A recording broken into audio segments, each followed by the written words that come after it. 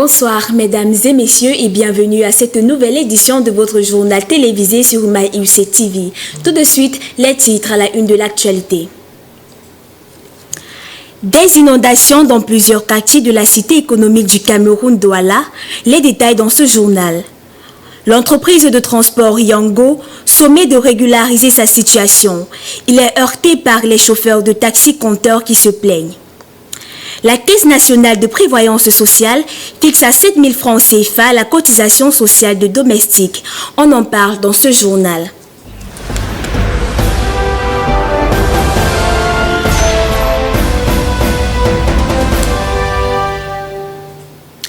Bienvenue une fois de plus, mesdames et messieurs. On en reparlait en titre tout à l'heure. La capitale économique du Cameroun fait face à de nombreuses inondations qui causent des ravages dans plusieurs quartiers. Ceci se caractérise par des inondations qui mettent les populations en mal. Wilfried Foyou nous en dit plus dans ce reportage. Les pluies qui s'abattent sans arrêt sur la capitale économique depuis le début du week-end dernier entraînent des inondations dans certains quartiers de la ville. Les pluies sont de retour dans la ville de Douala. De fortes précipitations s'enchaînent et les eaux remontent à la surface et menacent ainsi les habitants. Une situation qui dérange ainsi les populations. L'eau a débordé le monde, même dans les maisons, on n'arrive pas à vivre. L'eau a même traversé la toiture des maisons dans le quartier, là où j'ai vu Andobasi 1. Venez à notre secours, l'État. Selon ces derniers, les déplacements deviennent de plus en plus difficiles dans la ville en raison des pluies. Elles ont aggravé la situation là où les rues sont en mauvais état. Selon les autorités, le phénomène est dû à l'augmentation du niveau de la mer. Le niveau de la mer a augmenté. Il était de 2,70 m à partir de 7 h du matin. D'après la météo marine, ce n'est que vers 14h28 que le niveau de la mer reviendra à 0,60 m. Et là, les eaux vont commencer à s'écouler vers la mer. Donc les drains sont remplis, ne peuvent pas écouler l'eau vers la mer. C'est plutôt l'eau qui vient de la mer qui rentre dans les terres. Avec les fortes précipitations, vous ne pouvez rien faire et on ne peut avoir que des inondations. Comme il est dit, le malheur des uns fait le bonheur des autres. C'est le cas pour ce jeune homme qui profite de la situation pour en faire une activité rentable. À travers ça dépend des poids aussi. Le surpoids, c'est parfois 500. Et quand tu es un peu mannequin, taillé, 200, ça peut aller. Du coup, les tarifs de transport ont grimpé parce que les taxis et mototaxis disent se noyer. Le niveau d'eau risque ainsi de monter davantage si le ciel ne se montre pas clément. Situation vraiment compliquée pour ces populations. Parlons à présent transport. L'entreprise Yango a réussi à s'implanter sur le marché camerounais, mais se heurte dès à présent au mécontentement des taxi-compteurs qui l'accusent d'avoir envahi le marché. Regardons en image. Depuis plusieurs semaines déjà, le secteur du transport urbain au Cameroun a connu une perturbation. En effet, les opérateurs de taxi sont en colère car ils dénoncent une concurrence déloyale par les véhicules de transport avec chauffeurs incarnés par Yango. Les prix pratiqués par le nouvel entrant sont en dessous de la grille tarifaire en vigueur. C'est ainsi que le ministre des Transports, Jean-Ernest Masséna-Ngalé, a saisi le directeur général de la Société de transport urbain via les plateformes numériques Yango pour le sonner de régulariser sa situation dans un délai de 2 mois. Pour se mettre en place, le ministre des Transports demande à Yango de constituer un siège, une succursale, un bureau, une représentation au Cameroun. Aussi, il est demandé à la société de se faire immatriculer auprès du fisc dans le registre du commerce et du crédit immobilier, de faire une déclaration préalable contre récépissé à l'administration en charge des communications électroniques, ouvrir un compte dans un établissement de crédit ou dans un bureau de chèques postaux, publier périodiquement les conditions générales de prestation de services aux clients. D'après une interview du ministre des Transports accordée à un média de la place. Par ailleurs, il est demandé à Yango de limiter l'accès de sa plateforme numérique aux seuls véhicules et conducteurs en règle, de contribuer à la promotion de la sécurité routière et de faire authentifier préalablement tous les documents de transport donnant accès à sa plateforme numérique. Cette sortie du ministre des Transports intervient dans un contexte où les syndicats de transport du Cameroun protestaient contre l'activité de cette entreprise. Ceci pour réclamer entre autres l'arrêt des activités de promotion et de pratique du transport clandestin de Yango.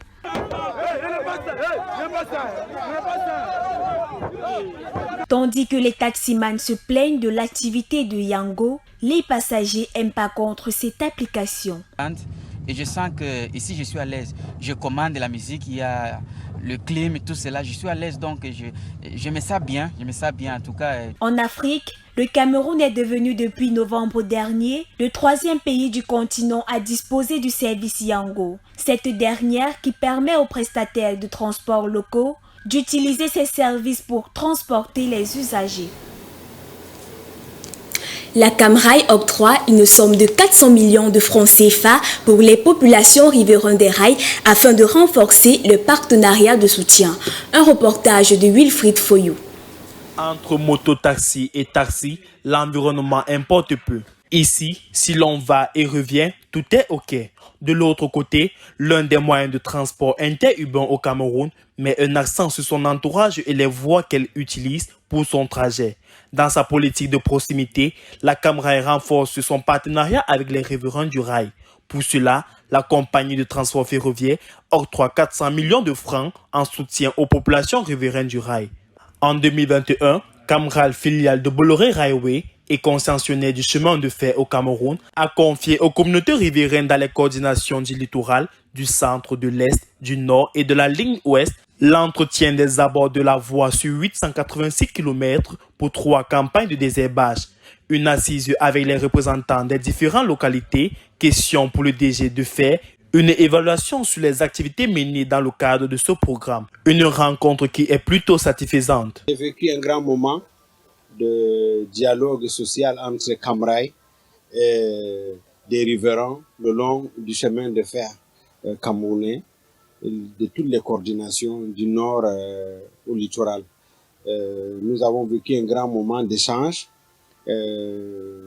C'est une plateforme de dialogue qu'il faut privilégier. Pour les riverains, Camrail fait bien de les placer au centre de l'attention. La direction générale a renoué ses rapports Camrail, chef riverain des rails. Et sans fourniture, toutes les questions ont été abordées. Les parties ont eu le temps de s'exprimer et les échanges ont été francs. Rien n'a été négligé dans ces échanges et toutes les questions ont eu leur réponse. Je suis très heureux de savoir qu'aujourd'hui, nous revenons à 3 campagnes comme dans le passé. Si donc Camrail a compris qu'il fallait remettre ça parce que ça nous causait énormément de problèmes. Parce que 2 campagnes sur la zone, surtout du centre de littoral où il pleut abondamment, on avait de la peine avec nos enfants de réaliser correctement les travaux. Une politique à pas égal mise sur pied depuis l'an 2000 dans le but de participer au quotidien des populations. Face à des problèmes d'incompréhension sur le délai de paiement, des solutions ont été mises sur la table lors de l'échange. Beaucoup de solutions ont également été apportées, n'est-ce pas, aux problèmes d'incompréhension liés souvent aux problèmes de procédure, de paiement, des factures, etc. Donc, c'était important que cette rencontre se tienne. Ils sont désormais dans de très bonnes conditions pour le désherbage ou encore l'entretien des environs des rails. Geste vraiment honorable de la part de la Camrail. Parlons à présent société. Le 19 septembre dernier, le directeur général de la Caisse nationale de prévoyance sociale, en abrégé CNPS, a annoncé la somme de cotisation sociale des domestiques à 7 000 francs CFA afin de sauvegarder les droits et bénéfices de prestations de services. Écoutons cet élément. La CNPS, Caisse nationale de prévoyance sociale, a annoncé qu'elle entend procéder à un recouvrement forcé des cotisations sociales des employés domestiques auprès de leurs employeurs.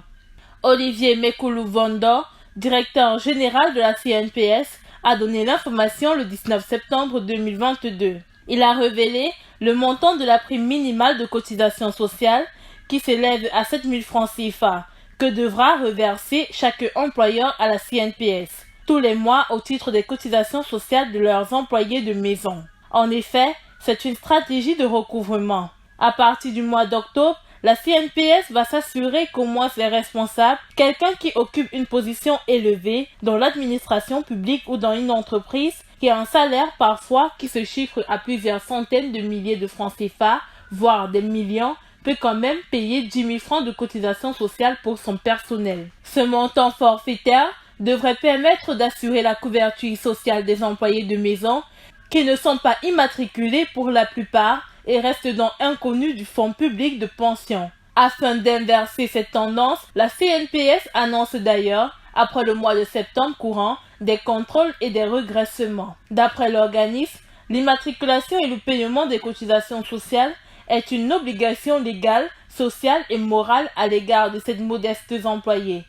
Elle vise à sauvegarder leurs droits, notamment pour le bénéfice des prestations sociales servies par la CNPS. Allocation familiale, prise en charge des maladies professionnelles, accidents de travail et pension de retraite.